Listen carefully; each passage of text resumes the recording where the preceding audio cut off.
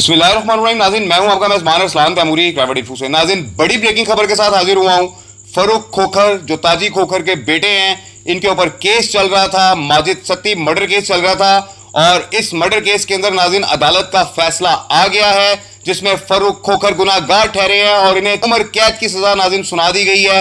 बड़ी खबर आई है और नाज़रीन मेरे ज़राए के मुताबिक सजा सुनाए जाने से कबल ही फरूख खोखर को हिरासत में ले लिया गया था और अब नाज़रीन बड़ा फैसला सामने आया है कि जिसमें फरूख खोखर के जो ताजी खोखर के बेटे हैं, इन पर नाज़रीन माजिद सत्ती के मर्डर केस का फैसला आया है। माजिद सत्ती को इन्होंने मर्डर किया था। नाज़रीन, इस तमाम वाकया का फॉलोअप मैं आपको बाद में दूंगा, लेकिन इस वक्त मैं आपको बड़ी ब्रेकिंग खबर दे रहा हूं कि शानी टाइगर के अब्बू जी, इनको नाज़रीन उम्र कैद की सजा सुना दी गई है और इन्हें जेल मुंतकिल किया जाएगा कुछ देर बाद। ये नाज़रीन बड़ी खबर जो है वो सामने आई है। शानी टाइगर जिनके बारे में बता रहे थे कि मेरे बड़े भाई फरूख खोखर ने फलाने फलाने बंदे को थप्पड़ मारे और जिनके सर के ऊपर, जिनके डालों के ऊपर ये रावलपिंडी में बदमाशी कर रहा था शानी टाइगर, ये नाज़रीन फरूख खोखर था।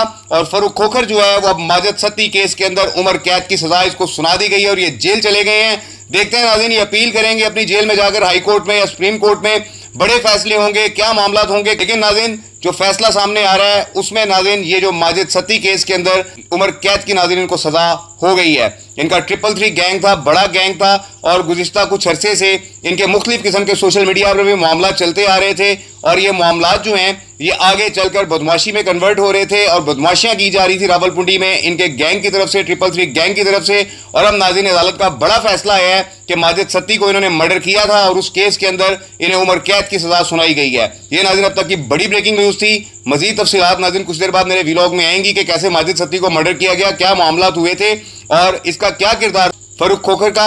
लेकिन नाज़रीन मैं ये भी आपको साथ ब्रेक कर रहा हूं कि फरूख खोखर को गिरफ्तार कर लिया गया सजा सुनाए जाने के बाद। इस व्लॉग के साथ इजाजत दीजिए। अल्लाह हाफिज।